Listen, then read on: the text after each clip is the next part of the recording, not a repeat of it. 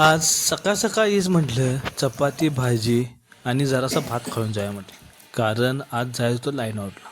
मग काय, आपली गाडी घेतली आणि आपण निघालो. अशा तऱ्हेने सकाळी सकाळी आता आपण जेवले आणि निघाले साईडवर आपल्या. त्या आपलं हेल्मेट असं ही आपली गाडी बघून तर आहे बऱ्यापैकी. त्यानंतर गेलो आपल्या साईटवर आणि चालू होता लाईन आउट. आमचे डिझायनर आणि साहेब सगळे आलते. मग का ह्यो आहे आपला प्लॅन, सेंटर लाईन प्लॅन.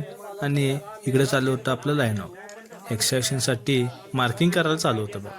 सगळं व्यवस्थित बघितलं. त्यानंतर गेलो आपल्या दुसऱ्या साईडवर. तिथं स्लॅब जोडा चालू केलं होतं बघा. जी सेंटरची टीम पहिल्या लाईन आउटला होती तीच टीम इथं आहे. जरासं त्याने लेट होणार होता मटेरियल घेऊन.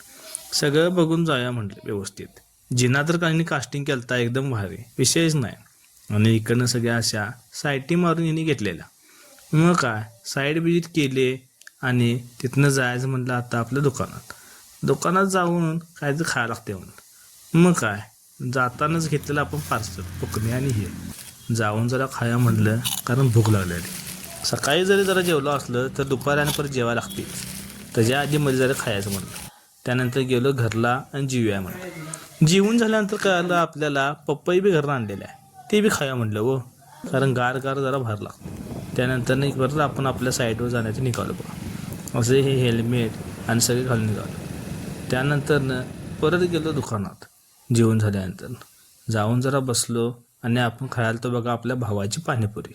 ह्यानं चालू केलं तर स्टॉल. मग म्हणला पाणीपुरी खायला लागते. ते खाल्लं आणि संध्याकाळी इव्हिनिंगचा आपला व्ह्यू घेत निघालो घरला, कारण संध्याकाळचे वाजलेले बरोबर 6:30. आता म्हणलं जाऊया घरला. जरा आज तशी लवकर सुट्टी झाली पण पर्याय नाही, कारण आज होतं आपल्या घरला मटण. मग काय मस्तपैकी तांबड्या रस्सा मारला ताव आणि झोप्या म्हणले.